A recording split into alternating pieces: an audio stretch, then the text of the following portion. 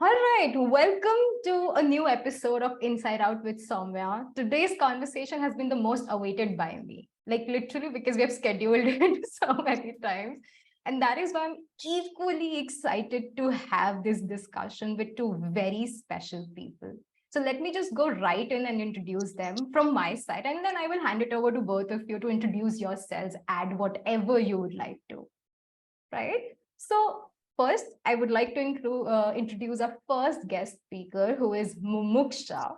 Mumuksha is a counseling psychologist with over 4 years of experience in the field of mental health, working with clients all over the world. She also happens to be my friend from Masters, from where I know her as a very kind, compassionate human, very important, who loves Asian food as much as I do. That connects on another level. And then the second guest that I have today with me is Shikhar, who is an engineer by profession, who turned to product manager, as you'll read on his LinkedIn profile. He's currently working with a Bangalore-based tech company, and he has over a decade's worth of experience in the sector. How I happen to know him is interesting, which the story I'll get to in a while. But in short, while both of us were traveling, we happened to meet in Varkala in a nice, quaint cafe, I'll say, where I was very peacefully eating my dumpling soup and a stranger approached me. So that is a wonderful way to meet someone when we're talking about spirituality. But we'll get into that later. On the on the top layer, it might seem that Mumuksha and Shikhar have like polarized professional backgrounds. But from what I know and how much I know them, they're both very curious individuals who have dared to step into the fascinating realm of spirituality. One of the common links that we're going to be talking about today is their experience of Vipassana. As we go more into it, I want to first let you know that today's conversation is divided into three broad parts. It will be the pre, during, and post Vipassana lives of our guest speakers, Mumuksha and Shikhar. As a disclaimer, I want to say that this conversation will be based on their rich personal experiences, and it is not to be substituted for technical knowledge on this subject. And on that note, I hand it over to you, Mumuksha, Shikhar, whoever would like to go first and introduce yourself more than what I have already done. Think Soumya introduced me quite well. So I'm just going to add to it a little bit more. So I have been interested in spirituality for quite some time. I have been thinking about going to Vipassana, but the thought of going there and without any mobile phones for 10 days, without any work, was a little bit scary at first. But I was going through some personal crisis and I needed some time off from my day to day life. So I thought it's a good thing to do and it will just refresh everything. And, I'll just clear my brain and come back much wiser, maybe, and much more spiritual. So, yeah, that's how it all started. Yeah. Yeah, thanks for introducing yourself. It's wonderful to have you, and I'm looking forward to hearing everything that you said in detail. Yes, yes. Over to you, Shikhar. Yeah, I think that was a pretty good introduction.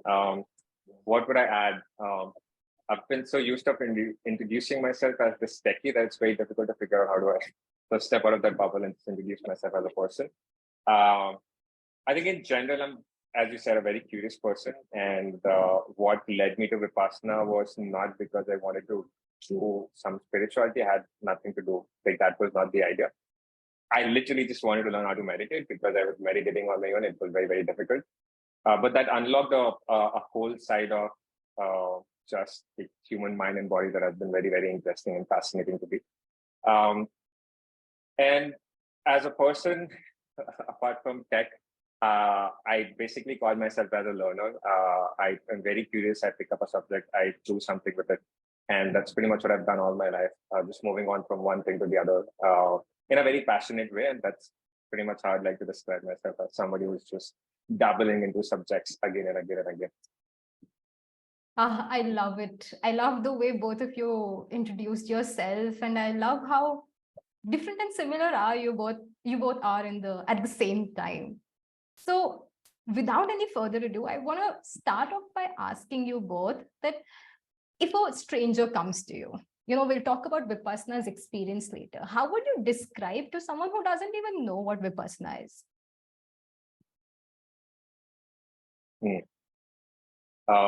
I can go first on this one. That's something that I've had to do a couple of times. My definition is fairly simple. How I describe it is, it's one activity where all you have to do is disconnect and be with yourself without any interruption of any activity. So all you have to do is 10 days, just go sit with yourself. Nothing crazy about it. It's just that the process of sitting with yourself is something you have never done. And when you have to do it, and that's all that you're asked to do, it unfolds a certain kind of personality that you have always had. You just never knew about it. So it's a very simple activity where you're just going to take 10 days off and be with yourself. It can be difficult at times, not because the activity is difficult. It's just because you haven't sat with yourself for a while. But it's a very, very interesting activity to take on. Yeah, I love it because we haven't sat with ourselves for a very long time. As a therapist, I say that so many times to my clients, just sit with yourself, and they're like, what the hell do you mean, sit with myself? What is that supposed to mean? Yeah, and I would love to go deeper into it. Before that, Mumuksha, what would you say Vipassana is to someone who doesn't know about it? So I would describe Vipassana as a way to be in touch with my own self, with my own breath, with my own body, with my own mind, and just disconnecting from everything around me, and really, introspecting and reflecting. So I remember in the camp, like we used to meditate for like 10, 11 hours, like That's a lot. I was having trouble meditating for 5 minutes this morning.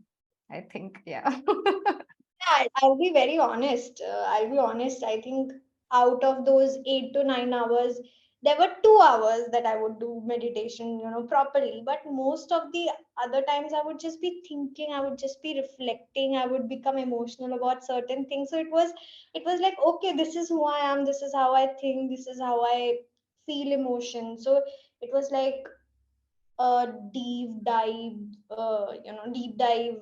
journey into my own self, how I feel, how I look at things.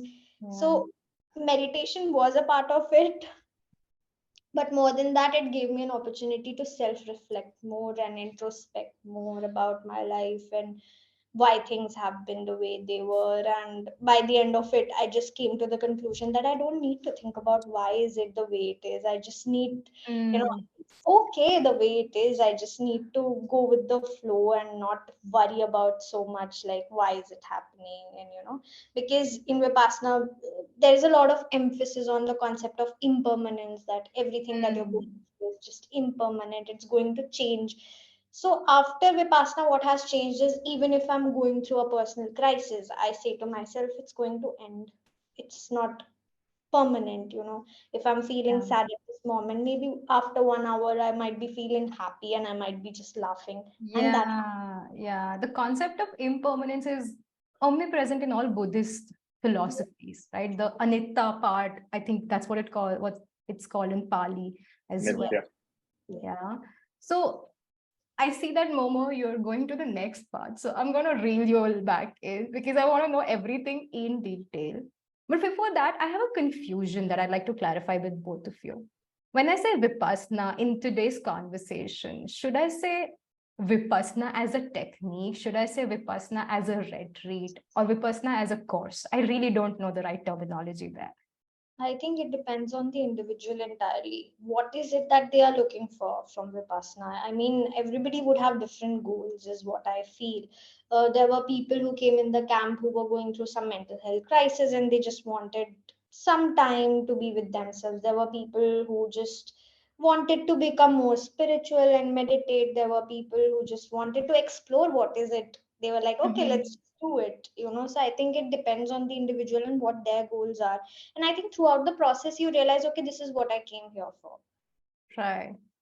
So Mhm. that was how it went for me. But I think everybody can have their own experiences. So I would say go with an open mind rather than with a goal, because the goal which you might be going with might change during the process of doing Vipassana itself. Yeah. Yeah. Yeah. So there's actually a couple of versions of Vipassana. It's not really different versions, but so there's one Vipassana, at least the one that I did, and I think Mumuksha is talking about the same thing, where we went for the course by S.N. Goenka. That's the individual who sort of restarted a certain version of Vipassana. Now, Vipassana also has different methods, different modalities. And depending upon which organization or sect you're going to, you may find different versions of it. And each one of them may be similar, maybe not similar. For example, there's another retreat called Samta Retreat, which has a similar concept of Vipassana, but it's not really the same. So the one that I am referring to, the one that I experienced is S.N. Goenka's Vipassana, and that has over 100 plus centers across the world, almost 80% of them concentrated in India itself. And that's not really a retreat. I think the teachers describe that as well, that it's not a retreat. You're here. Now you can call it a course, or you can call it, I don't know the right word. I went with the mindset that I'm just going to learn meditation, and it's a meditation course. It's a lot more than a meditation course, is what I know now. But it's mostly not a retreat. A retreat is where you're resting, you're sort of rejuvenating. This is a lot of work. Comfortable. This is intense. This is by no means a retreat. Yeah. So is it safe to say that Vipassana in itself is a technique? And as I was reading on Vipassana, the current one that we're talking about on their online platform as well, which said that Vipassana in simple terms as a technique means to see things as they really are.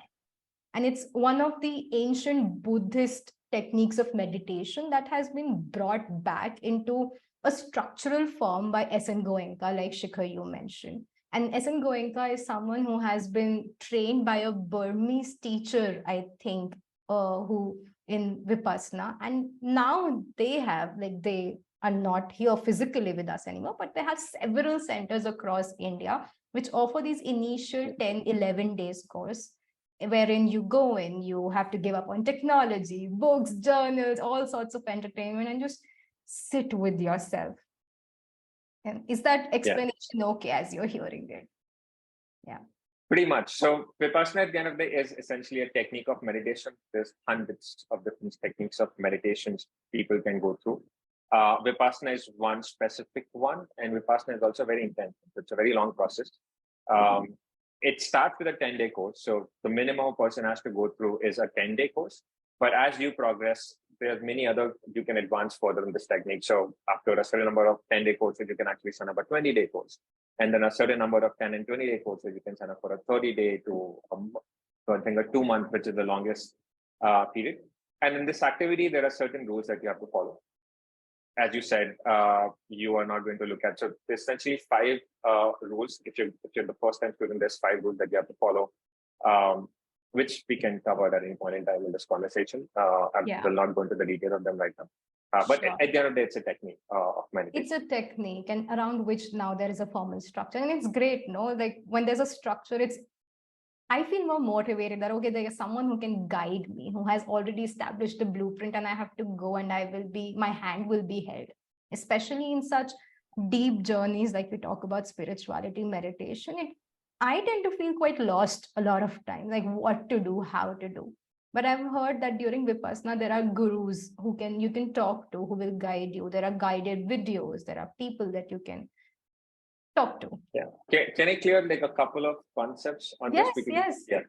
So one, Vipassana, while it's a technique, there are 2 very distinct aspects of it. At the end of the day, it's just a technique. Spirituality is something you can add on top of it or remove it entirely. The teachers tell you certain factual aspects of what you're going to experience as you progress in this technique. But whether you want to attach a spirituality to it or not, that's entirely your choice. Teachers say this is a fact, this is what's going to happen. You can experience it for yourself, but they don't really care about whether you call it spirituality or whatnot. They're very simple that way. This is a technique that we're teaching you. This technique will show you the truth, and the path is for you to follow. After that, whatever label you want to put onto this, you can, but we don't really care about the labels. You just have to follow the technique as your partner. The rest is up to you to discover, and you'll figure it out along the way. And through that process, there are teachers who are there to guide you. They don't, there's a lot of spirituality practices where there's a dedicated guru, like they actually call gurus who are going to lead you through certain practices. That term is very loose here. They're just teachers that are there to guide you. They want you to focus on the practice And practice has been very well defined. It's very simple. It has been very well defined. And that's what they're teaching you. And they're there to guide you when you're lost, when you have questions. But at the end of the message from them is very simple. The technique is straightforward, and you'll experience everything that is happening to you as you go through it. And if you have doubts, we are here to help you. But you don't really need us to handhold you through this practice, because if you follow the practice, everything is going to happen on its own. Just that we're not experienced, so we get lost with their support. But so the support is there if mostly we guides. need them. Yeah. So the support is there as if and when someone needs it, but it's not like they have to approach a teacher there. They're guiding you through the process. They're teaching you the technique, and they're doing their best to make you rely on the technique, not the teacher. That's interesting. All right. At least that's what I've experienced so far. I've only done 2, so I'm not sure what happens afterwards.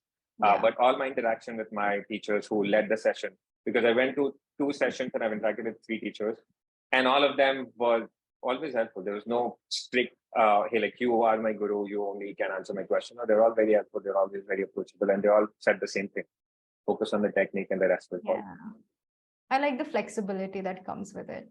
A lot of times, because we're talking Vipassana as a Buddhist meditation technique, it can also have religious connotations attached. There is also a correction. Sorry. There is no attachment of Vipassana and Buddhism. So it has literally no correlation whatsoever. That's a misconception. Buddhist is a religion or a sect, whatever. Like Buddhism also has many different sects. I think 3 predominant sects. I'm not sure, but so Buddhist also has a sect, and then Buddhism can also be a religion. So Vipassana is, or at least SN Goenka's version of Vipassana is very clear that we are not religious. We have nothing to do with sects. We are only here to teach you this practice. This practice is very, very basic, and it has just these many rules. And all you have to do is follow this. You're not becoming part of a cult. You're not becoming part of this religious group or any group whatsoever. We are only here to teach you this practice. And this practice is enough to show you the truth. That's all they talk about. And they will repeat it again and again and again every single day, all the time, in the entire course. So it has nothing to do with religion. Again, it does not talk about spirituality in a sense. In fact, I don't even remember how often was the word spirituality used in the discourses that were given out. Because they only talk about the technique. They try to make you understand how does it fit into your life? Why is it relevant, whether you're religious or not, whether you're from this sect or that sect, this group or that group, this person or that person. So it has nothing to do with Buddhism whatsoever. And spirituality is something you can add on top of it. You will have experiences. You can call it spiritual experiences. You can call it whatever you'd like. They don't really care about it. Thanks for clarifying that for me. In fact, a misconception is broken for me right here, right now. And maybe I understand that both of you have experiential knowledge, and maybe someday we do a podcast with someone who is professional and teaching, and we can have more of a history of this technique and where it came from, the roots, all of that. But as of now, Shikhar and Mumuksha, would you consider Vipassana as a spiritual experience for you or not? Because earlier I was under the conception that it is, but right now I want to ask that question first. Mumuksha, would you like to go first? Yeah, sure. So it depends on how you define spirituality, first of all. And for me, it was a spiritual experience. But if you really listen to his SN Goenka's lecture, actually, Buddhism is an atheistic religion, which is an irony in itself. And it talks about that it does not believe in the concept of soul itself. So, talking about spirituality and Vipassana is a little bit contradictory in its own way. But like I said, that to each its own, and there is always subjectivity that comes along with it. So I would say it was a spiritual experience for me in a lot of ways. But at the same point of time, you become more mindful, you become more in the present. And if that is being spiritual, then yeah, that is the spiritual experience. What is spirituality for you? So I think that also kept on changing over the time. So initially I used to think religion is spirituality, but that is not at all true. I don't think that is spirituality at all. I think spirituality is just when you're in the flow, you're just in the present, you're just doing what you're supposed to do, and you're doing it with your full heart. I think that is all that spirituality is about for Yeah. me at this point of time. Yeah, that makes sense. Both of you, I'm just talking to both of you right now. So I'm more interested in that lived experience of yours. And it seems like spirituality for you is quite overlapping with mindfulness as an Yeah. experience itself. And when you say that Vipassana teaches you mindfulness, so I'm just, A is equal to B is equal to C. So I am just correlating that way, that Vipassana was mindfulness and in a way spiritual experience for you personally. Yeah. What Yeah. about you, Shikhar? Would you call it a spiritual experience or something else? I'm asking because when you said the first point that spirituality can be added as a layer, I remember a friend who went through the same Vipassana course, and he said that he treated it like a crash course in life. That's it. He did not even think about, oh, religion, spirituality, I have to do this. It was a crash course in me on how to live life. So, what Yeah. would you say about that personally? Right. So, um, so when I went for the course, I had no expectation. I was very clear that I just want to learn how to meditate. That's all. And I think that was great because I went with no expectation. And I was also in a very interesting stage in life that it gave me a lot of experiences that it couldn't have described. I still cannot really describe. And now that I do the practice a lot more often, things are just pretty interesting every now and then. Now, these experiences I realize as I continue to go deeper in them, just how I operate on a day-to-day basis, I realize they're just always happening in your mind and body. It's just that you're never aware of them. So is being more present, being as Moksha said, is being more present, being more aware, spirituality? Yes, sure, why not? I personally am. I don't use the word spirituality a lot because every label has so much baggage associated with them. Mhm. And my approach is fairly simple, and it's very much aligned with what Vipassana actually talks about. And I think that is why I had a lot of alignment with Vipassana. I didn't know about it until I actually went for the course. Um, but uh, for me, it's basically just trying to understand the truth about myself as a person and being honest, being vulnerable about it. Actually knowing that this is what I am. I have these flaws. I have these positive aspects. Not feeling entitled for them, but at the same time, not beating myself up over a flaw that I have, and just accepting that reality, seeing that truth. Uh, that's how I look at this entire practice or whatever it is that I'm doing, and being able to go deeper and deeper in it, unpeel it layer by layer. That's what Vipassana, any meditation technique, allows me to do. Mhm. If somebody calls it spirituality, sure, I'll be spiritual. I don't really have a label for it. I just enjoy the process. Yeah, got it. And we don't have to be hell bent on the label. I'm just curious, so I'm asking question. One of Yeah, the sure. benefits of being a host, I can ask whatever I want. Yeah. Right. So that was very insightful already for me. And I'm now curious to know, how did you both get to know about Vipassana? It's not something that is advertised anywhere, but so how did you come across it? So while Mumuksha is thinking through her source, uh, so I heard about it many years ago at this, the last company I was working for there for 7+ years. And I think in the first year, I'd met an individual who talked about Vipassana. And they You just said said, 7 years ago? yeah, actually now it would be about 8 years ago. Okay. About 8 years ago, I just met a colleague in a different country at a different time and place where they just talked about Vipassana and they'd gone to a retreat for 10 days just to meditate. And I didn't really pay much attention to it at that point in time, but I found the concept very, very interesting. And fast forward from that point onwards, about 6.5, 7 years later, there was a point in time somewhere at the end of 2021, early 2022, when I was trying to meditate on my own, I felt a need to actually do it. And I realized I can't sit properly and I can't really meditate, and all the head spaces of the world are not really helping me anything. That's not what meditation is supposed to be for me as an individual. So that was, and I just knew the term, I knew what the courses. So like, hey, let's just go sit for meditation 10 days. No matter what happens, if I meditate, if I do anything for 10 days concentratedly, I'm not sure if concentratedly is a word, but like with full attention, 10 plus hours of meditation every year, I am going to walk out of it knowing at least how can I meditate for an hour every day, if not 10 minutes, no Mhm. matter what happens. So that was, that's how I heard about it, knew nothing about it. I just knew that you're going to meditate for 10 full days intensely. And I went hoping by the end of it, I will know how to meditate for at least an hour every day. Yeah, it's fascinating to hear that a seed that was planted about 8 years ago, it started sprouting in the last 1 or 2 years itself. Yeah.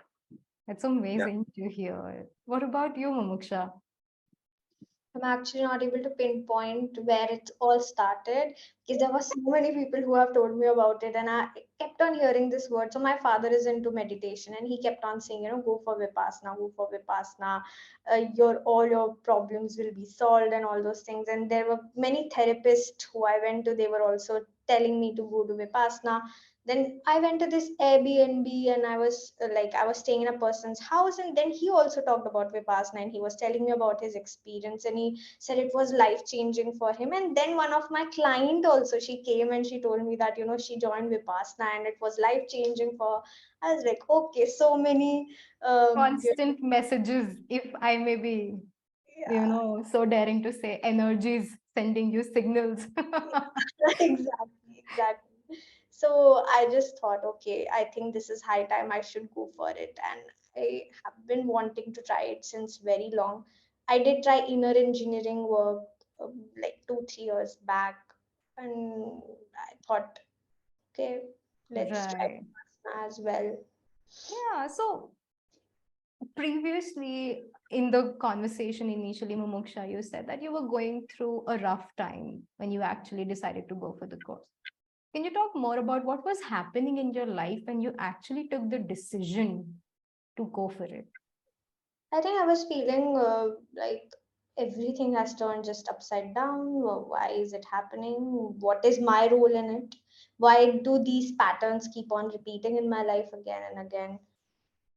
Uh, a lot of emotional instability, a lot of anxiety, a lot of, you know, overthinking, hopelessness, helplessness, and whatnot. So I thought I just need to sit with myself and you go to people, you tell them, okay, this is what is happening with me. They will give you they will give their own perspective, and you will just end up feeling even more confused. I was like, I need to really sit with my own self and hear my own voice, and I am capable Mm. enough to make a decision on my own. So I thought I need to utilize this space just to think more about why these things are happening. Why am I stuck in these patterns when it comes to relationship, career, you know so yeah.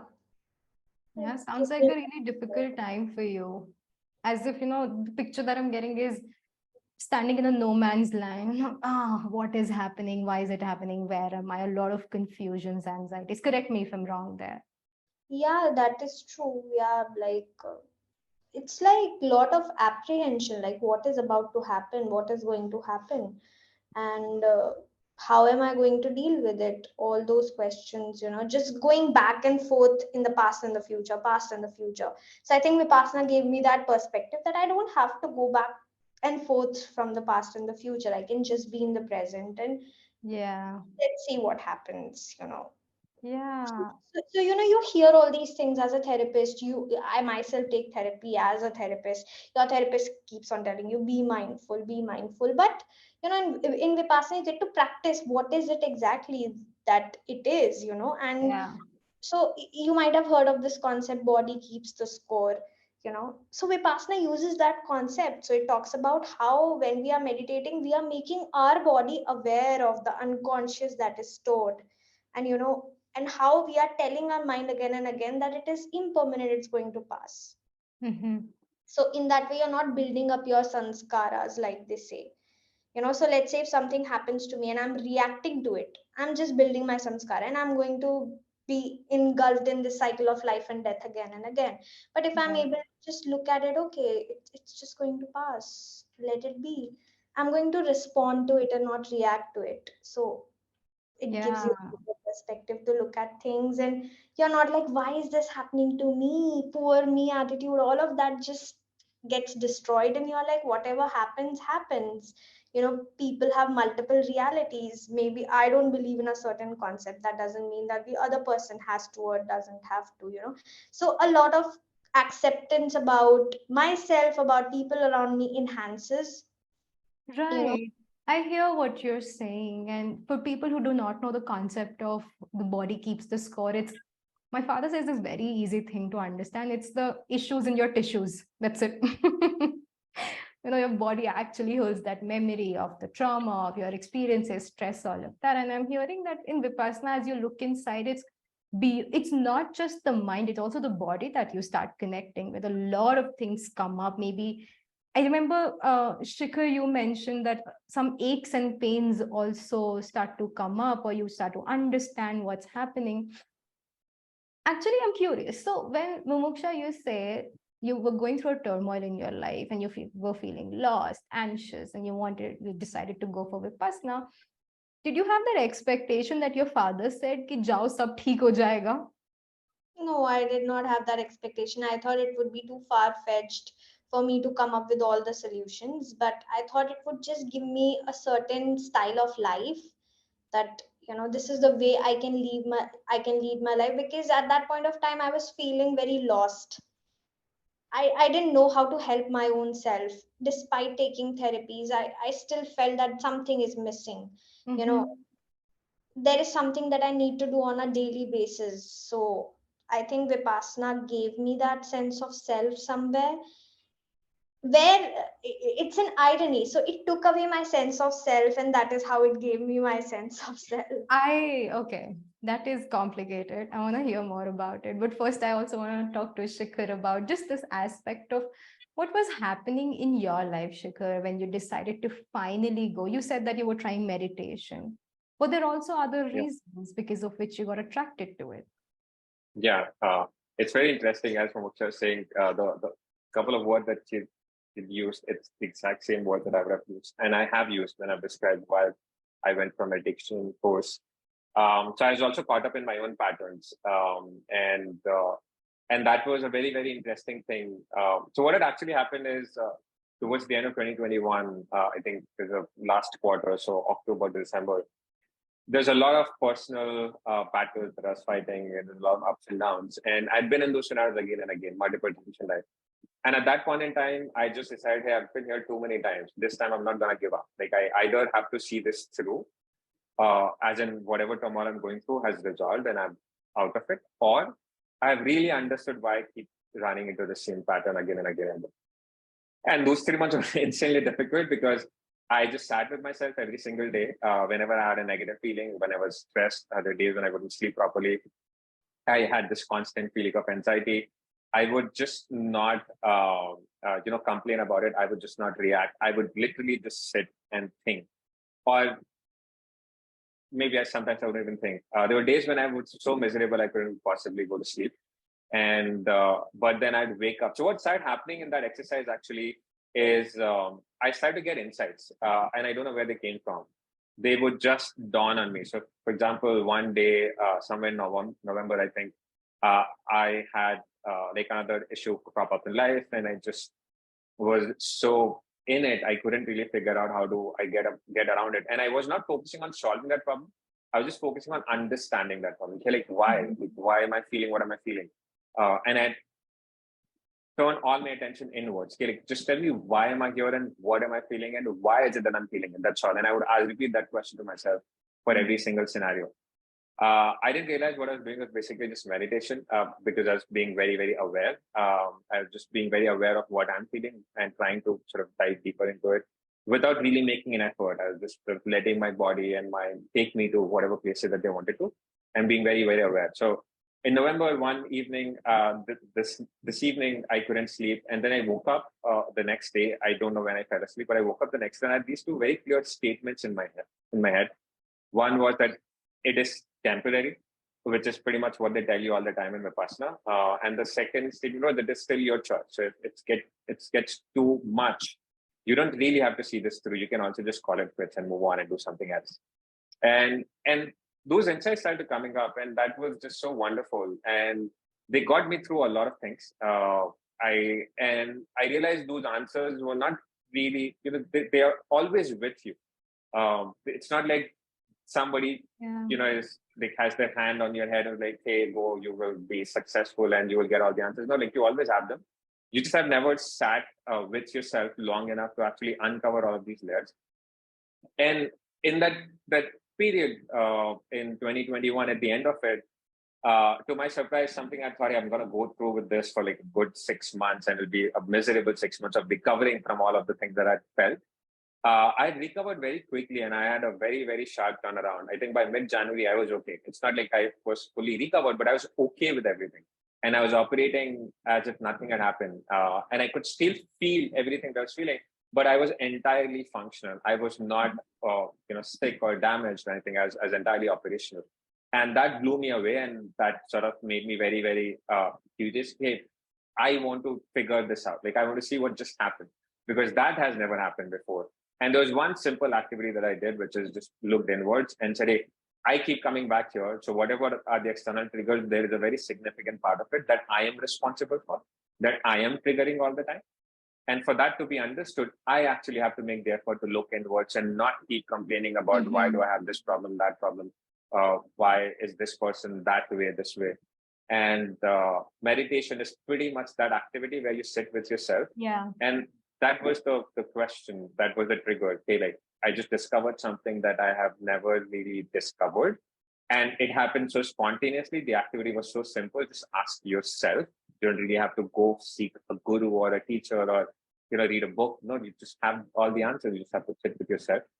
And that turned into a spiral of me figuring out how do I meditate more, then realizing I need more than just, a Headspace app or any app that is telling me what to do, because those 10 minutes were not doing anything. I started reading a lot of books in that process as well, and eventually realized the best crash course I can go through is just do Vipassana. After 10 days, no matter what happens, I will know how to meditate for an hour. My goal was just to be able to meditate for an hour because 10 minutes was not really doing anything. So that's how I got that. That was the personal sort of event that led me to it. Yeah. Lots of ripples, if I may call them, one thing. Yeah, that's actually beautiful. What you said about becoming your own guru or just guiding your own self. I remember that at one point of time when I was feeling quite helpless, another friend who has done Vipassana, I was like, oh, how do I find my teacher? Because I literally just wanted someone to guide me. When I feel lost, I feel like, just tell me what to do. That sense of helplessness settles in. And she just said, if you go to Vipassana, you'll realize that you can be that person for yourself. Eventually, you will come to a point where you start listening to your mind, your body, and then start talking to you, like literally start talking to you, telling you what's happening, how to go about things. And that's what I'm hearing from both you, Shikhar, and Mumuksha here. The voices that you started hearing from within. But I'm thinking that in concept thing, I have also thought a lot of time. I haven't been to Vipassana. I've been thinking about it since 5-6 years now, but just thinking. So what took you to actually enter this 10 days ka course where there's complete silence? You have to take a vow of silence for those 10 days.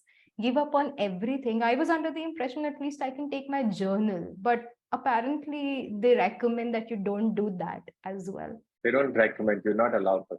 Oh, I'm okay.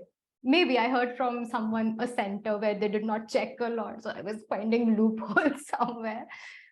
But how is it to just prepare yourself for those 10 days? What were you going through before that? You don't actually need. So I know, I think there's a lot of people have made this sound very difficult, but it's actually not very difficult. I'll tell you why I'm asking you. I'm sorry to interrupt. I have heard a couple of other friends who went for Vipassana and they came back because it was so difficult. Like one of my friends said that they just felt so heavy in their head, like it's going to explode, and they had to come back after 2 or 3 days. Another person, they said on the third or fourth day, they just felt they want to run away. They're not able to take all of this. And that Yeah. made me feel intimidated. Yeah. So, SN Goenka, he tells that on the second day, on the sixth day, you would feel like running away because it's like they are doing an operation. Okay, and in the middle of the operation, everything is going to come out. It's going to be very uncomfortable. So it's just bear with that pain, be your own mentor, be your own anesthesia at that point of time, and just go ahead with it. Even on the second day, I was crying like Hmm. any, like so much sadness. It came up, and I can't talk to anybody at that point of time. So I have to just sit with my own self, my own sadness, and deal with it all on my own. And it was pretty difficult. And I also felt the same, that maybe I should just go, and this is not meant for Yeah, me. But then I was like, exactly. no.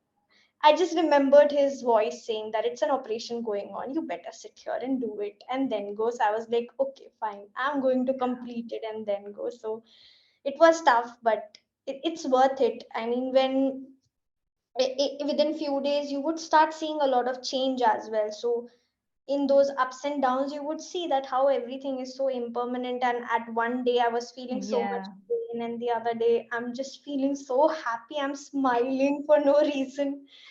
So I agree. Though my therapist hat is coming on, and I'm also concerned. On the one hand, I agree that yes, you have to bear the pain, you have to learn how to sit with it. But as we talk about it, a lot of people have trauma in their lives. And in fact, I was going through these studies. I actually made a note of it, so I'm going to quote it. It's by Park et al., which was done in 2015 in doing a literature review in terms of religion and spirituality. I'm just considering Vipassana for a second into that, in coping with trauma. And this was a literature review which said that most people who've been through childhood trauma, or even the shock trauma, as we call it, the catastrophic events or witnessing violence, they seek a lot of support and comfort in spirituality, and sometimes without a therapist, without mental health support. Now, I like that they have a support, but on the other hand, a lot of these courses, a lot of these teachers, they're not trauma informed. They do not understand the physiology that happens. So when we say that sit through the pain, what happens? It might bring up so much that the individual is not able to regulate.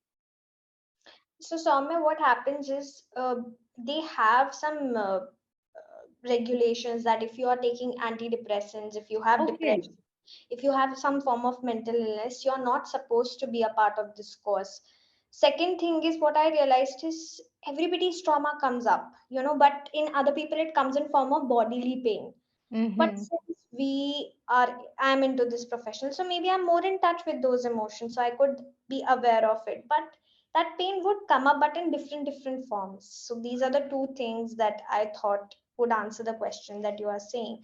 So they Yeah. have policies. They don't allow people who are taking antidepressants or who have, like, mental health concerns, major mental health concerns like bipolar or depression or schizophrenia, because of course it would get very difficult for them. Yeah, I'm glad to hear that there are regulations in place. And I wanted to ask what would happen if someone just comes with those conditions. But then I think that was a question for a teacher, Hmm. and that way. Yeah. My So intention of just asking, to yeah, so just to go back to the previous question, which is you talked about how difficult it is. So I guess you can split that into two parts.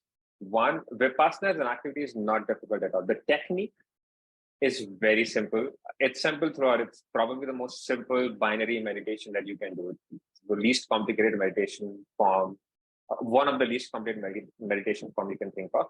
Most of the time, you're doing some part of Vipassana when you cure all of these courses because the activity is very similar or very basic. So Vipassana as an activity is not tough at all. And every single day you have a lot to do. So for that 10 hour that you're going to sit, the technique is simple. When you actually sit and do it, there's actually a lot of work that you have to put in every day. So the thing that people talk about, which is you don't have your phone, you have to be silent, etc., etc. When you actually start doing it, you're not thinking about it. They're not really a problem. So because you for 10 hours you're sitting in the conference room or in the yeah, meditation hall and just meditating, right? So for 10 days you're actually very, very busy, and that will not be a problem. the second aspect of it is, so technique could be simple. The second aspect of it, the technique is going to have an impact on you because you are sitting with yourself.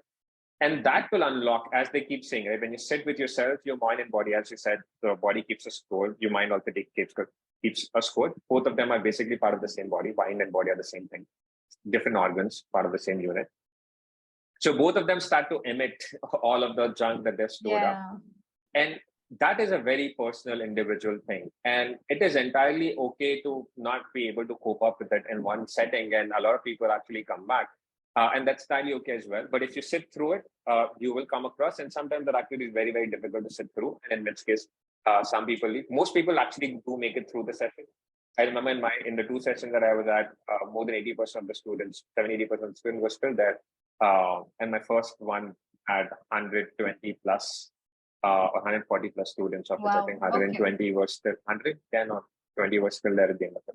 So the part that people would end up feeling overwhelmed by has nothing to do with Vipassana. It's actually all the things that are happening to them because they chose to sit with themselves. And in that process, things could happen because you're not used. It's like going to the gym. A lot of people buy the membership, go to the gym for a week, and then drop off because it's a very difficult activity. I like that analogy. I mean, if you go to the gym, do heavy lifting, don't eat properly, don't take care of yourself, you might just collapse. So a lot of things go hand in hand that people need to take care of. And sometimes your body's and just to close that, sometimes your body is not ready for the gym. You have to do some work up front. Exactly. Like if you're deficient, you first have to build up the deficiency before you can go start lifting weights and not break your bones. And readiness matters a lot. Readiness is a very, very big factor. If your body, your mind is, it's not like someday you make a resolution and you go, maybe your body is not ready to bring all of that up. And it's okay to respect that sometimes as well. Exactly. The parallel question that I want to ask you, Shikhar, and let me know if it's too personal, that when you were going through a tough time earlier in 2021, you said, right, which led you to meditation and all the insights that were coming in. Did you ever think of seeking therapy? I am a free marketer of therapy. Sure. I've had a therapist. So, I mean, that was an activity that was a very interesting, isolated activity. I had a therapist at that point in time as well. A great therapist that too. I've been going through therapy for since 2019, mid 2019. I had very interesting events in life. I think I was vacationing in Spain, and then on last day I had my first panic attack. I was like, wait, that's entirely new. And so I've started therapy since 2019 up until end of 2021. So even during that point in time, I had a therapist. But somewhere in that process, and because I'd been in this cycle for a while, like I think this specific cycle that I was dealing with at the end of 2021, I'd been a part of it at the end of 2019, at the end of 2020, at the end of 2021, for the good part of it, I wasn't. So I just saw that, hey, I keep coming back here. There's something here that even therapy cannot help me with because I've been taking therapy all this while and I still end up here.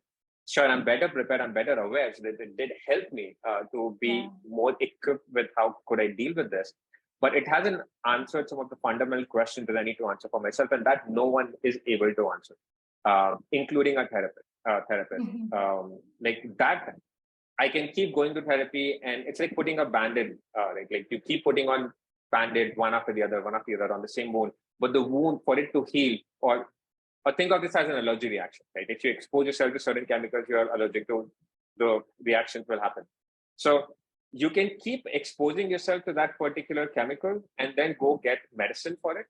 But why are you going and exposing yourself to that chemical again and again and again, knowing full well that you're allergic? Like, what is that behavior?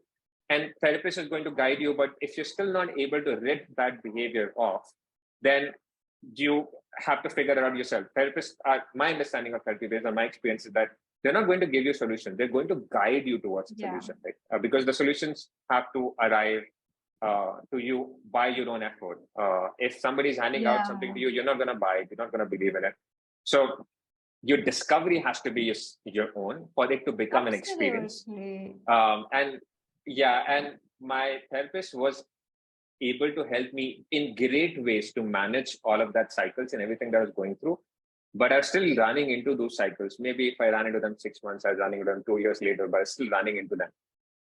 So that activity when I said, hey, wait, like, therapy is good, but there's something more here that I need to figure out for myself. Yes. And Yes. it helped immensely. I hear you. I hear you. I have I don't different. recommend this to everyone though. Like, no, go seek therapy. That's the first thing you should do. Yeah, Don't operate yourself. absolutely. Yeah, that's true. I really like that both of you have been in therapy and also chose this path as not a substitute, but what is a complementing factor in it. Yeah. It also depends, whatever it is. I just believe that therapy and these techniques, they go very well hand in hand. There's no one thing that can replace the other. They both have their own benefits, and it's wonderful if you take them together. The benefits, oh my god, the it's a lived experience. I mean, I really don't have the words to describe it. I have been just in therapy. Before that I was just feeling, oh, I'm spiritual, I'm doing that. And I know when I combined, then things really started to shift for me. So I'm glad to hear that from both of you. And now I want to hear, if your 10-day experience was to be divided into initial, middle, and end phase, what would you how would you describe your experiences as? What was happening for you? How things started shifting? The good, bads, uglies that might have happened during that time? Right. I can go first. uh, so, how do I put it? So essentially, three distinct parts to that, as you said, and the course is structured that way as well. So the first 2 days, then 6 days, another milestone where you've gone through a transition, and then the last day. So you progress that way, and every single individual has a different experience. There are no two people with the same experience, and they stress the fact as well that no two people are going to have the same experience, because it's their mind, it's their body, their past experiences, their life context, which is unique. So your experience is going to be unique because that's what you're sitting with. So for me, I think my expectation of not having any expectation, actually I had none, and I just went in as a I kid, like very so I just went in with no agenda, except that I just want to learn how to meditate. So every day for me was a discovery, and I was having fun along the way, which is a very contradictory word to use when people describe Vipassana. It was painful. It was very, very intense. It's not easy to be able to sit for hours and hours every day. There's nothing easy about it. It's very intense. But first 2 days are very basic. Then the next 4 days is where they teach you the full technique. So first 2 days is when they prep you for it. The next 2 days is when they give you the full technique. And the rest of the days you're actually performing the same technique, but sort of uncovering different layers of it. So sort of expanding on the main technique itself and applying it more deeply throughout the rest of the days. So my first 2 days, I felt at the end of the second, I was like, oh, wait, I can meditate now. I think I should leave. I'm done. Like, Oh, that's you pretty. learned everything. Now I can leave. Yeah, Happily walk away. that's pretty much what I thought, because one, it was very difficult to sit for that long, but I had been trying to meditate for about 20 minutes. So I felt some comfort in being able to sit for that, not essentially the full hour, but I was able to sit long enough that I was happy that, okay, wait, I can do this. Not a lot. It still hurt. Like my legs would hurt, my back would hurt. First days I was just dozing off, which most people do. Mumuksha smiling, so I'm assuming she was dozing off as well. So first 2 days was just that sort of getting into the rhythm of it, learning the basic techniques that they teach you. Which so after which I remember is Anapana, right? Anapana. It's just focus, breath, meditation. It's very simple. That's pretty much the meditation that almost of these apps talk about, where you just focus on your breath. That's very similar to that. The most basic. So Anapana is simply, Ana is in breath and Pana is out breath. So you just focus on your in breath, out breath. Not just it's a powerful technique, but basically that is all. Yeah. So first 2-3 days is just that. On the third and fourth day, start to sort of add more layers on it. And fourth or fifth day is when they actually teach you the entire technique, how all the parts connect together. And that is when, for me personally, things started to become very, very interesting. On the second day, I was like, I'm done. Let's just leave. But on the third day, when they started to add more layers to it, I started to enjoy the process even further. And what actually started happening in the middle of the session is that I have all of these memories that started showing up that I had like, wait, I didn't know I still have thoughts about it. Uh, there were memories, and I've done two Vipassana sessions. So it was very interesting. In my first Vipassana session, most of my whatever would come to my mind, all the thoughts and memories, were focused on sort of it distinctly covered the year that I was meditating, the year that I was in, and like 7 years before that. So almost 6 or 7 years roughly before that. And the next time I went in, it almost as if I started from like when I was, let's say, 24, and then 6, 7 years before that. It's like I'm going That is chapter by chapter. amazing. It was pretty Wow. cool. And anything new that have happened in that time would also come up. So that was very interesting. So as if sort of just my body is sort of unloading a certain number of memories or whatever experiences it has. Mhm. So during that time, I had all of these thoughts and memories come up. There were a lot of times when I would suddenly get overwhelmed, sometimes happy, sometimes sad. But all of those things that were just popping up in my head, and I would wonder, wait, I didn't know I had them still. I thought I moved on. I thought I've already processed them. Or sometimes there's something that I never made a big deal out of. But it just popped up and like, wait, I didn't know that I thought about it, or it was a seed in my head that had to become a plant someday in some form or capacity. And towards the last of it, I started to go deeper in my own mind and body, and that for me was a very, very wonderful experience. And everyone has a different experience. It was the last 2 days when I started to feel a lot of things in my body, wherein I actually felt very tired, very anxious, and I had to go to my teacher and ask him, "Hey, like all of these things that I'm feeling, and the course is about to end, I'm gonna go back home with all this sadness and anxiety." And he said, "No, like it'll go away." He basically just reminded me of the technique. Hey, it's all temporary, so you don't have to react. Just sit with it, let it go. It'll disappear on its own, and it did. It went away on its own. So that were the three experiences. First was very casual, just enjoying. Second phase was when all of the mind and body start to unlock itself. So you also go deep in your own body, start to feel different sensations that you have always had. You just never knew about them. You never paid attention. Yeah. And the third is just going deeper in that practice, and all of them sort of coming out of my body and mind much more strongly, and into the practice itself, just going deeper into the practice and enjoying that. I'm also omitting like a couple of details that I don't want to talk about, which are Yeah. very personal, not necessarily personal, but everyone has a different experience. Even if I talk about them, they can easily be misinterpreted, and then people can think, hey, this can happen, that can happen, but it doesn't. Everyone has a different experience. Yeah. Uh, Is there something that is not too personal for you, just like you're comfortable sharing on a public platform that you'd like to talk about, some yeah, powerful or significant moments? that's the thing. Like those powerful, significant moments can easily be like you can label powerful, Yeah. significant to Let's give a anything. It doesn't disclaimer to matter. everyone that to each their own. This is mine. It might or might not happen with you because I'm really curious to hear that. Sure. So I can talk about one specific experience, and everyone, literally everyone that goes through has their own distinct, powerful experience, for the lack of a better word, where they like something would sort of shift for them in that 10 day, and they would realize how powerful this activity, the simple activity, can be for them. So for me, it was apart from all the fact that these memories and thoughts started to come back to me, which I didn't really think I even had, or they were sticking around in my head for so long. Um, the other aspect of it is that my body started to just unlock itself. So you've always heard that you have, you know, I think there's only two organs that we feel very well in our body. One is the heart, where you can just put your hand on your chest, you can feel the heartbeat, and your mind, because it just keep ejecting thoughts onto you all the time, 24/7, day and night, without stopping. But you have a lot of other organs that you read about. We have a stomach, we have a liver, we have a lung. I think lung is the other third prominent organ that you can possibly feel very well. Right.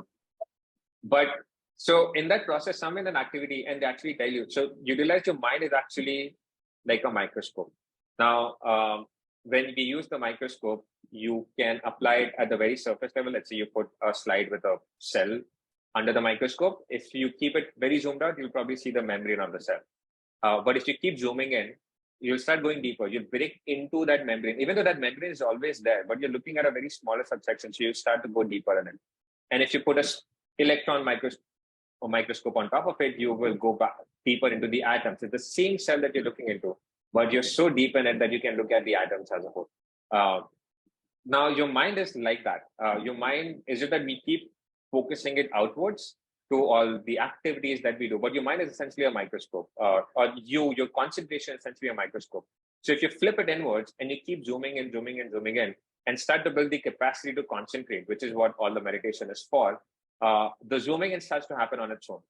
So you can start to penetrate into your own mind and body by just simply not interfering with the process, just being able to stay single pointedly with one point of attention, which is breath in this scenario. So what started to happen to me, I think somewhere on the 4th or 5th day, is I started to discover that I have these organs that I've always read about, but I could never feel. So I could actually go, I could figure out, wait, I actually have a heart, and the shape of the heart is this, and this is how it's moving. This is where my lungs are. This is where my stomach are. Exactly. It's very interesting. Again, it's very difficult to describe. You have to feel it, but it's very, very.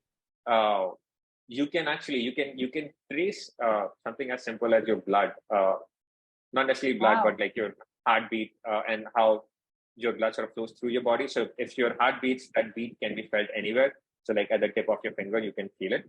You can do it at any point in time. Just sit with and pay attention to your fingertip, and you don't really need to touch anything. You can calculate your heartbeat by just paying attention to your fingertip, because the blood is always there and it's pumping.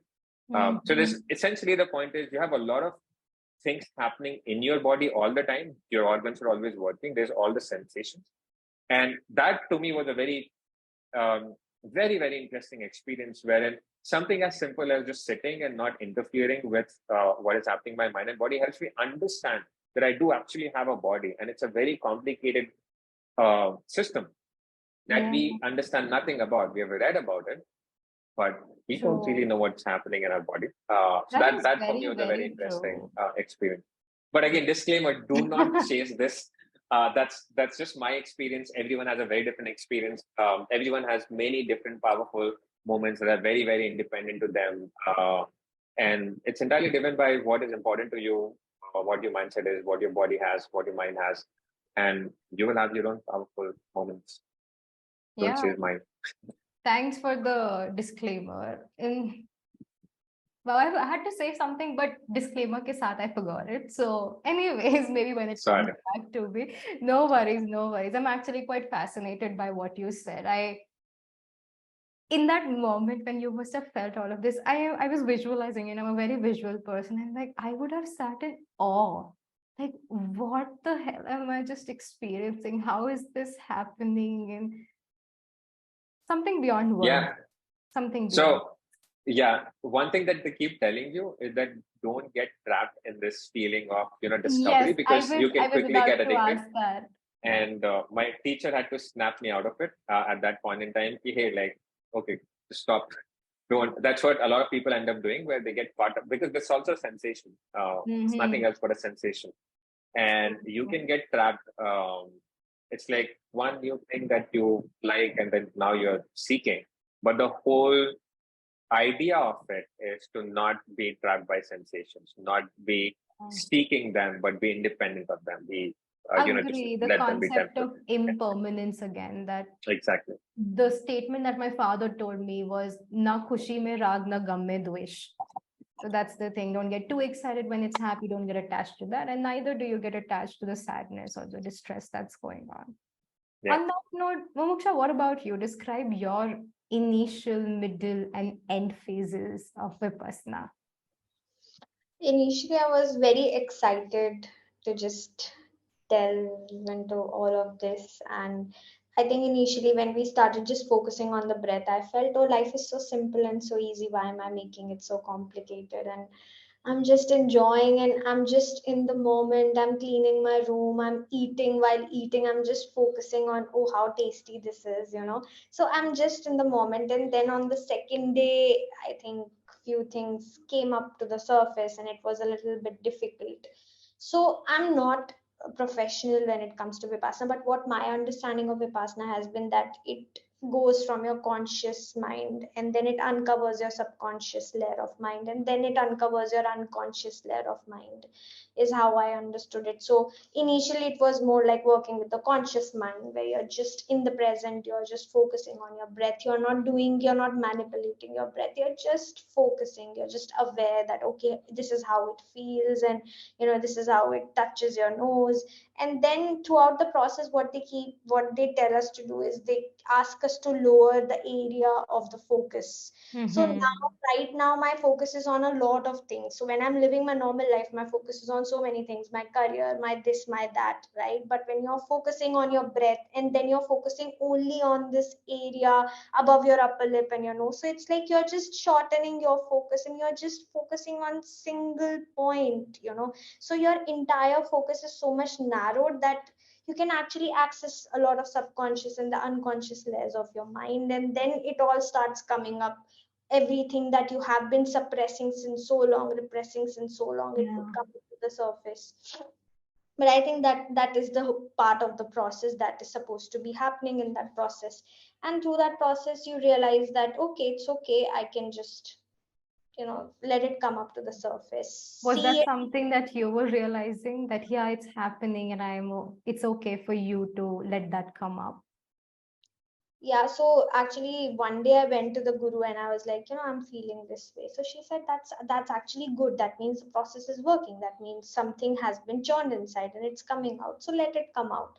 And I was like, yeah, like after that, when she said that, it's okay, like if you feel like crying, just focus on how you are crying, which body part is, like for example, if I'm crying, how heavy my eyes are feeling, how is my chest feeling, just focus on the sensations in your body. And I just did that, and I just cried my eyes out, and after that I was feeling so lighter. So I was like, this is so simple. Why do we make so much fuss about crying? And I would start thinking earlier that, oh, I'm crying. Is something wrong? Do I need to do this? Do I need to do that? And Yeah. she just said, it's okay. You just cry it out, and you don't get too attached to it, or you don't avoid it as well. Just Mm-hmm. let it be. So that is what I did. Then in the third and the fourth day, it was quite all right. And then, like Shikhar also mentioned that we have to focus on our whole body, and that is where I think the unconscious comes up, because unconscious is something which we are not aware about, right? So it's all stored in the body, and once you start focusing on the sensation on in your body, it would all start coming up to the surface. So there were few days that again that happened, and a lot of sadness, a lot of anger, a lot of different emotions came up, and you just have to sit with those emotions. You can't shout at people, you can't you can't talk to people who would just Oh give you some God. support. You just have to sit with it, you just have to talk to yourself. That is how it's going to be. So it brings in a little bit of resilience, it adds on to that level of resilience Yeah. that and then you realize that okay, it is not that difficult to sit with your sadness. It's okay, you are powerful enough, or competent enough to deal with that sadness as well. Yeah. You So start to trust yourself. you Yeah. start to feel more safe in your own self. So initially I was not feeling safe within my own self, I'll be very honest. And I was feeling very Yeah. anxious. I was like, will I be able to handle all of this? So much overwhelming emotions are coming up. I'm feeling so anxious, almost like panicky. Once I was feeling so panicky, and I was like, okay, can I handle all of this? But then you're like, it's okay, focus on your breath, focus on the sensation, and then you just realize it comes and it goes, and then you start feeling safer in your body. I'm not saying that now I feel very safe in my body, or I have completely changed, I have turned a new leaf. I mean, that would be too far-fetched for me to say, but I would say that things have changed, like in the sense I have become more focused on my goals, that okay, this is what I want to do. I know what my priorities are now. I know that even though you know it might feel scary to be lonely, and uh, and feeling like, okay, nobody might be there and you just have to be alone at one point of time in my life. There is a thought which also, there's a voice which also tells me that it's okay, you can just go with it because you did 10 days Vipassana and you were just all alone with your thoughts. So if you can do those 10 days, then of course you can, lead your life and you can sit with your own self, and it's okay to do that. And it makes you feel like you're on journey and you came alone on this earth, Mhm. right? And I will go alone, so it's okay. I became okay with my aloneness, with my solitude, with my loneliness, if I Mhm. say. Then, Yeah, I like the way you put that. You start feeling safe in your own body. hmm, That is, for me, that is like, okay, there's solitude there. It's just you. And yet you feel okay. There's a sense of okayness that develops with it. yeah, And I especially like what you said about if you're crying, you just cry. If you're angry, you just focus on the anger. A lot of time there's a misconception that all of these practices will detach you completely, so you won't feel anything, you will be unaffected. I'm like, oh my god. So practically I won't be a human. That's what it means. Yeah, but I'm hearing from you that it's okay to feel all of these things. It's the attachment to this, the exactly. extended attachment that causes a lot of distress or suffering. Yeah. Yeah. So, So, hmm. oh, sorry, go ahead. Were you saying something? Yeah, like, you know, we are taught to run away from anger, from sadness, from anxiety. So Mhm. you don't have to avoid it. Neither you have to get attached to it. You just have to be like, okay, it's coming up. Okay, you're welcome. Yeah, I Okay, like that. I like that in somatic experiencing, there was this thing that listen to it, but don't follow it. Just listen to it, yeah, yeah. right? And on that note, Mumuksha, what were some significant moments for you? Like Shikhar mentioned, the body aspect, the connection that he built was really stood out to him. What stood out to you? One day I was doing meditation and I just felt, I don't know, it was a very different experience. I don't know how to explain it. So I was just focusing on the sensations, and I felt like certain vibrations were coming from my body, and I was like, "Oh, is this how bliss feels like?" And I was like, Oh, and I big was words. I'm and I was loving like, this. I Yeah. want more of this. I want more of this. And then, I was reminded that you don't have to get attached to this as well. Yeah. Yeah, but I kept on looking for that feeling, for that sensation again and again in my next days of meditation as well. But it didn't happen, maybe because I was like looking too much for it. But that one day, it was different level. Like I was like, wow, this is so nice. This is so Yeah. blissful. At that point of time, you feel you're whole and you're just whole on your own. I don't need anybody. I don't need anything. I'm complete on my own. That feeling, I really cherish that moment. So it's I'm still sure. etched in my memory. The place I was sitting, the way, everything is just there in my memory, and it's a very good Yeah. feeling. I can see that you're exuding that sense even now, like you're glowing, your cheeks are glowing just talking about it. Maybe. And I'm vicariously living through both of you. So thank you for talking about these experiences. Yeah. While you both were talking, it just came to my mind, I'm talking about extraordinary, significant experiences. I'm like, maybe for some people, as a disclaimer again, it might not be any one big event. It might be my attachment to having something radical shift happening during this time, which I need to be aware of. But it can mostly be the simple things like feeling whole when you're just focusing on your breath, all of that. Yeah. But as of now, we've all been like roses. Oh, rainbows and roses. I want to talk about the farts. I want to know, is there something that you guys did not like during this? Of course, not as a just as someone who experienced this process, and like Shikhar said, you've been through it twice.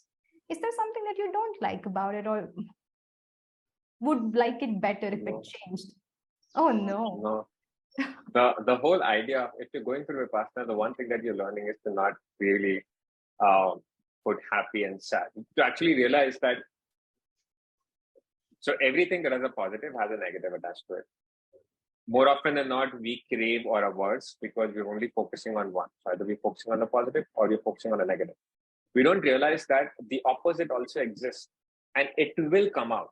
There is no activity in us that does not have both sides attached. Everything is it's like an atom. It has Duality. all, yeah, it is complete in itself. It has both positive and negative. It's structured in a certain way. It's the same thing with every single activity, because if you think about atoms, or what everything is made of, right? And atoms are also made of like very smaller particles. So that's pretty Yeah. much the nature of everything.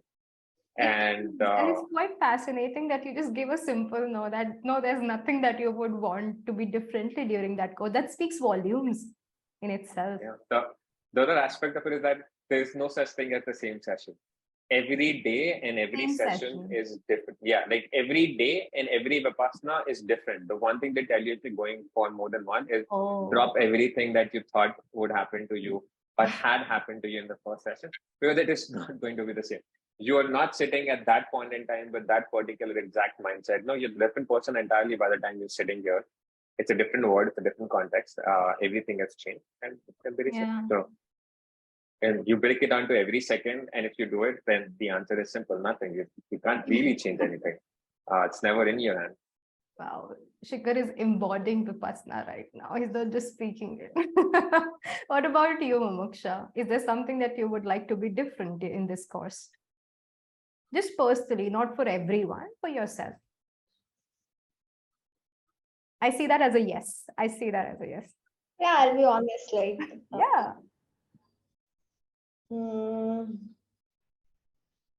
I'm not criticizing the process, but like, so by 5:30, I think we were supposed to have a dinner. And I am a big foodie. It used to get difficult for me at times. Like one day I was very hungry and I went and we only had some bit of khichdi. And I'm not a big fan of khichdi. And I was like, okay. But I was like, okay, it's fine. Yeah.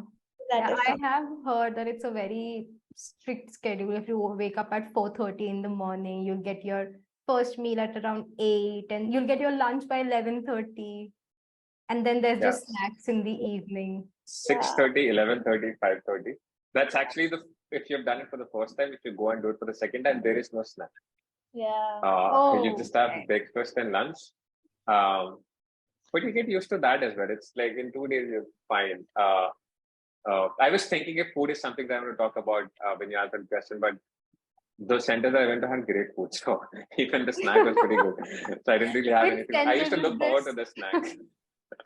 Which center is this? Um, Because so the Igatpuri one is pretty good.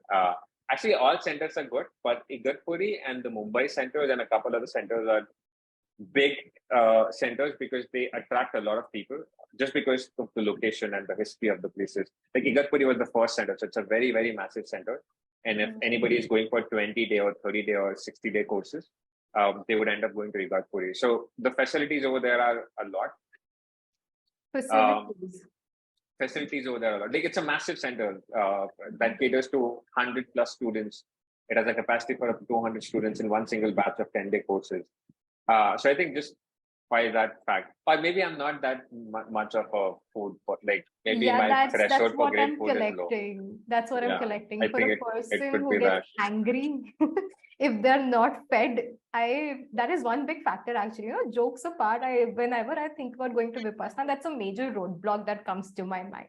That what if I get hungry? What if I'm not able to sleep? Then I keep thinking about food. But Yeah, just excuses. You should go and try it. Your oh mind my has a very God. they keep telling you this. My teacher used to tell me this often.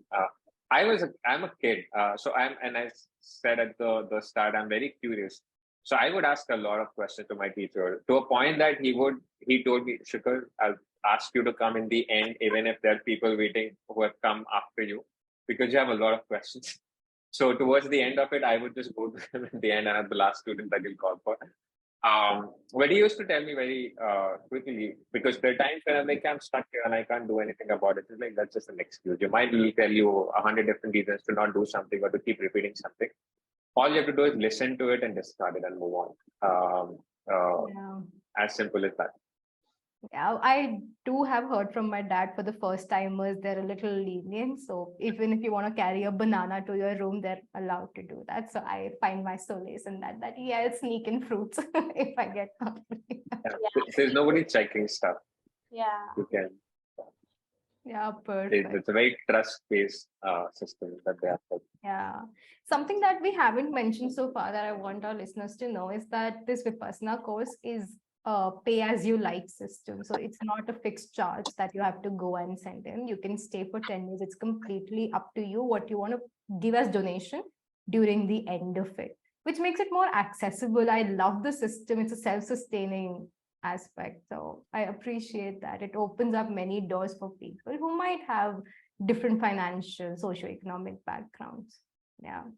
Okay, so as we're starting to wrap up, almost coming to the end part of it, this was the initial, the before Vipassana, during Vipassana. I also want to know what changes, just briefly, what changes did you notice in your different aspects of life after Vipassana that you are also sustaining as of now? How long has it been since you both attended your last course? I think it's been 2 months for me. 2 months for Yeah, you. it's very recent. So I think I became Yeah. more clear about what I want to do when it comes to my career. Like, what is it that I really like? And so before Vipassana, I was just thinking that, okay, I want to do PhD, but now I'm like, I want to do PhD and I'm going to work hard for it. So that Yay came for up. PhD. Yeah, like I don't know, somehow something changed in me, and after coming back from there I have been studying very regularly. Before that my focus was just very bad, but I don't know, something happened, it helped maybe, and my focus has become much better is what I would say. So that is one thing. And another thing, emotionally I won't say that I have become a super person and I'm managing all my emotions quite well. I do have my days still, but somewhere I'm able to come back from my crisis situations faster. Mm-hmm. That is what I have noticed, and I would love to attend more and more of these sessions. I think Yeah. it's good to just just go there, just clean your room, just eat, meditate, and not think about anything, and just be and just exist. I just want to do that for some more time. Yeah. I'm sure. I'm sure. And for it's always a work in progress. I guess even someone who's attended tens of these sessions, it's not someday that they'll become a superhuman. That will remain. Yeah. Yeah. Was it difficult, Mumuksha, to sustain it? Because it's such a different environment, right? Vipassana, there's a conducive environment. They're giving you food, they're teaching you all of that. Real life is quite different. I think I would prefer that life. Yeah. So while you prefer that, what difficulties did you face? Again, briefly, applying those principles to this real life. It's completely different. First of all, for 10 days I'm not speaking. And now when I'm coming back, I have to talk to people. And now I feel like Yeah, it's so much easier now to focus on your anger when there's no one to, the people who trigger you are not around. exactly.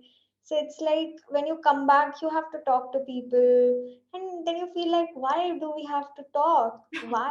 Why is this existing in the first place? Yeah, So that silence is really nice. So coming back to this hustle bustle again is kind of eh, again yeah. back to I can imagine integrating it into this aspect can be a challenge and a process in itself. What do you think, Shikhar? Like, first off, what are some things that you're still carrying? When was the last time you attended Vipassana? Yeah, I think my last course, which was second course, it was September last year. Uh-huh. Um, and yeah, I'm trying my best to do one every 6 months. But yeah, this year I don't think I'll do one this year because I'm doing 10 other things at the same time. Um, I think there's been two distinct experiences because I've been doing it for so long. So my first Vipassana was 2022 March, and then the second one was 2022 September. And I've changed in many different ways. And when I meet my friends now, they can clearly see like, you look like a different person. I mean, at the end of the day, I'm the same person. I'm just focusing on different things. Um, uh, but some of the distinct memories that I have is when I'd come out of my first Vipassana session. This was in Igatpuri, so I came to Mumbai, and that's where I had the flight out back to Bangalore. And I got into an auto, and then the hustle bustle of Mumbai city as a whole started, and it hit me like hard rock. Wait, like there's so much happening around me, and I was never aware of it before. The 10 days before that, I was still in Mumbai. I'd come to Mumbai, and then from Mumbai, I went to Igatpuri. It was the exact same environment, but I was not aware of everything that was happening around me. So it hit me like it hit me really, really hard. Like I was very aware that wait, like all of this is happening, or and the driver was angry at something, and I was not reacting, and I had this feeling of hey, like I wish you get calm down. Like there's a genuine care for that person. Okay, yeah, calm down. Like I wish you well. But that awareness was pretty surprising, and I think that awareness has stayed with me for and has become better overall. I am also a lot more. I've always been a free person, but I think there's a sense of awareness that has come with it. Like free can also be irresponsible, where you're not really aware of what's happening around you, about the people who are around you, how you impact them. So all of that has become better. I'm a lot more aware about my own emotions and how I react with them. It's not like I'm great at it. For example, I remember somewhere mid last year, I snapped at a banker because I needed something done, and I was traveling, and it was just one more day left, and they'd already delayed the process. And I snapped at them, and for a good 10, 20 seconds, I was just snapping at them. But as soon as that call ended, I quickly snapped out of it, and there's a very clear realization that hey, for that 10, 20 second, whatever, 1, 2 minutes, I knew nothing but anger. And that hadn't happened before, wherein right after the incident, I have snapped back to reality, and I can quickly see what had just happened and recognize what role I played in that and what do I need to do better. So that feeling has stayed, and it is getting stronger and stronger, but also it's becoming more subtle. Like it's not something that I have to pay extra effort for. Yeah, It's sort of just becoming now. second nature. Yeah. So that has been great. And doing it more and more also has helped me get through, as Mumuksha said very clearly. It's not like you become superhuman or anything. You're still the same person. It's just that you're a lot more aware. So you're able to get back in control faster. You're able to react less and respond more, or not respond at all. Let things happen and realize when you can contribute, when you cannot, and let it go on. Be less attached to things. And that is very freeing. That helps me on a day-to-day basis. It helps me manage far more stress that I would have done, let's say, a year ago, or a year and a half ago, or be able to deal with scenarios that are not in my control, to realize that they were never in my control, be in control with this fiction. And be okay with that reality that, hey, it's not in my control, but my job is to do what is necessary, and I need to do that. Move on, not expect. So living has just become a little bit easier. And I think if I keep doing that, it'll become significantly more easy and peaceful. And I don't have to fight with my reality. I don't have to cut myself off it. I'll be the same person. I'll be at peace no matter what happens around me. Yeah. That's great to hear that. Even the question I asked Mumuksha, that if there are two different worlds, Vipassana inside Vipassana and outside Vipassana. But from what you said, I learned that it's about practicing. It's nothing that even if you learn and you then become like, okay, now it's imbibed in me. No, it's a constant practice that happens, how to integrate certain principles, how to bring it into your daily life, like talking to an auto wala, talking to a banker, all of those things. And eventually, it's, you start seeing it automatically turn on for you. But practice is a key. It's not magic that we're doing it. It's a conscious effort that you have to put in. Yeah. Oh, right. Just an end question that I have, which I love to ask, is what is something that I should be asking you both about Vipassana that I haven't asked so far? About your experience. Oh, you've basically made us podcasters. It's a good question. I think a good question would be, why should you do it despite having heard people describe it to be so difficult, so intense? Um, so the truth is that it is intense. It is not difficult. It is intense. The activity is very simple and it is very intense. It's probably one of the most intense meditations out there because I've done a couple of the courses. I've spoken to a lot of people, and I think Indian engineering is what Mumuksha talk about. I've done that as well, and it's not as intense as Vipassana. I don't know of a lot of meditations that are as intense as Vipassana, but you should still do it. It's not difficult. Again, the activity is very simple. You should still do it simply because uh, there are certain truths about each of us that we have packed away, that we have buried, uh, sometimes actively because we do not want to deal with them or we are not equipped to deal with them. Other times, which is most of the time, we're just unconscious about it because we're so busy going from point A to point B to point C. And by the time we get to point C, we'll have made point D, E, and F, and it's a never ending activity for us. So that's kind of the life we live in. In that life, we've shoved aside a lot of realities that we're always dealing with. And it is a great exercise to just, take a stock of it once in a while to really unbundle yourself and your mind and body and realize what it is actually made of. It's not rocket science. It's not even spirituality for that matter. It's actually just basic biology that you're dealing with. Uh, you can sit and experiment it yourself. Again, it'll be very intense. Um, but if you just nudge yourself a little, that intensity will become something really, really beautiful. And it'll give you a lot of peace, at least while you're doing it, if not afterwards. And I think that's worth an experience for everybody. Everybody should, whenever they feel ready for it, it also requires you to reach a certain stage in life where you are ready for such an activity emotionally, mentally. I feel like everyone sort of gets to a point where their mind open up to these ideas. Before that, it's too busy with everything else. So like one has to reach that stage in life. But if you're wondering, I highly recommend just go and do it. It's not really difficult. Don't listen to what people are saying. You don't. It's Right. very simple. It's a very easy activity, Yeah. and you just have to sit with yourself. And Yeah. doing it once is beautiful. Yeah, thanks for saying that. I am motivated. I thought you were personally Great. talking to me that just do it somewhere. Just do it. Ab aur mat socho. What about You you, should. You should. Mumuksha?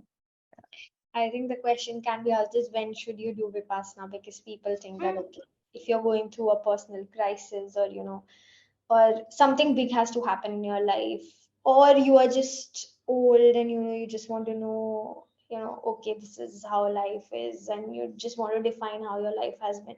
But I think don't think about all those things. Do it whenever you get an opportunity, because I think Vipassana will teach you how to live your life, and the sooner you get to know that, I think your better your life would be. So if you really want to enhance your life, I would say go for Vipassana. Don't think about, oh, I should do it, then I should do it by that time or this time. Just don't think about all of that. Is it safe to say that Vipassana changed your lives? Or will that be an overshoot for both of you? See, I'll be very honest.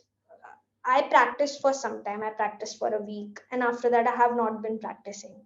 So, if I would have been practicing, maybe, I would see a lot more changes. So, if you are practicing it on a regular basis, I think it can be life changing for sure. Mhm. It has the potential to be life changing as well. Not life changing. I think the whole concept of life changing is so unfair. I mean, why do we Yes, want to yes, yes. Some other day. But I understand what you're saying. I understand. More practice. accepting life for what it is, as it is? And I think it's very Vipassana would help you to do that for sure.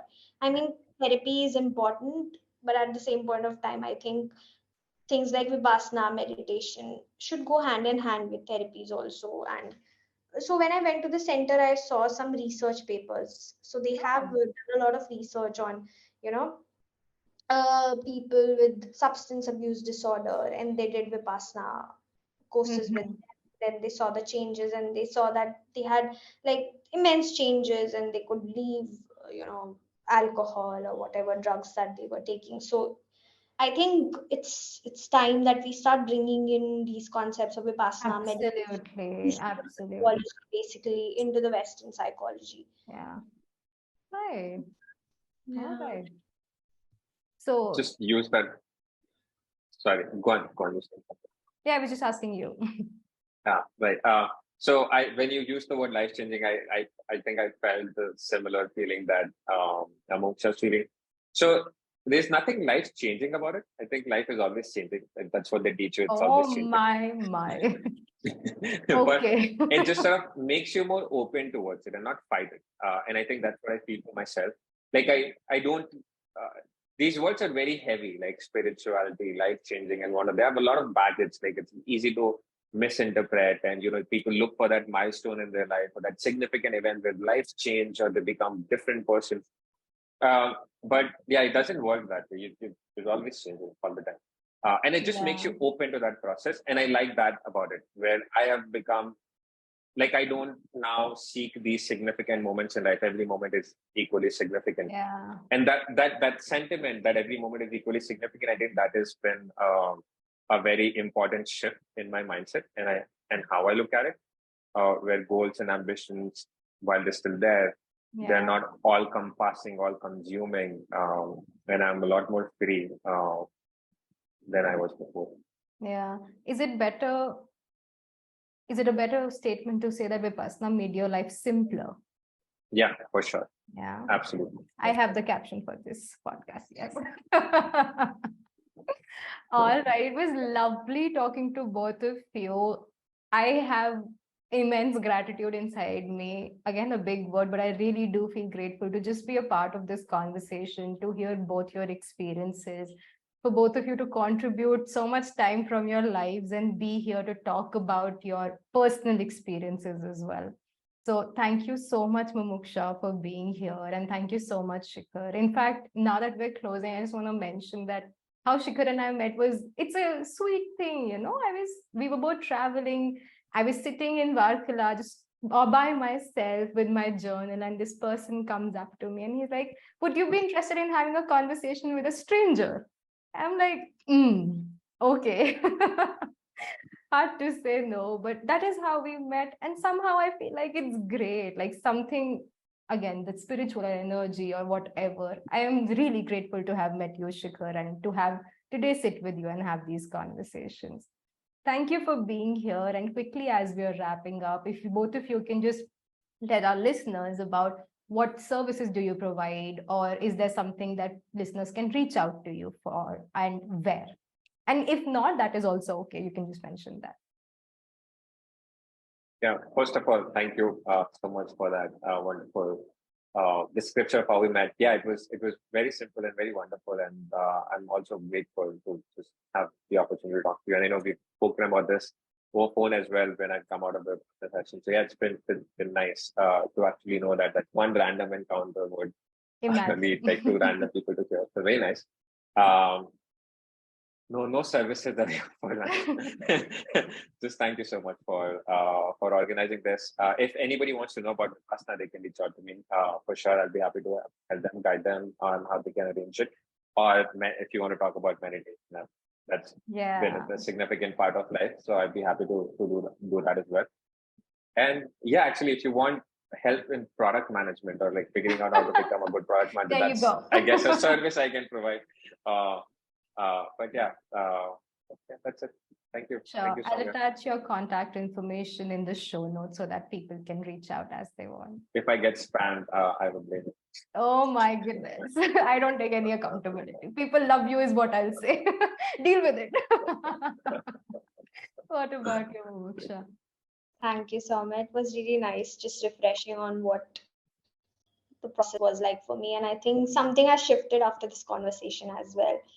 So, yeah, and services, yeah, I think you have already introduced. So I'm a counseling psychologist and I do provide therapy sessions. So if somebody wants to reach out and they're looking for some different perspectives in their life, I would be ready to help them. And if somebody wants to go for Vipassana, and if they want to just understand the experience, and if somebody wants to do a research in Vipassana, then please, yeah, I would. Oh, PhD. Correct. Wonderful. Perfect. Thank you so much again, both of you. Take care.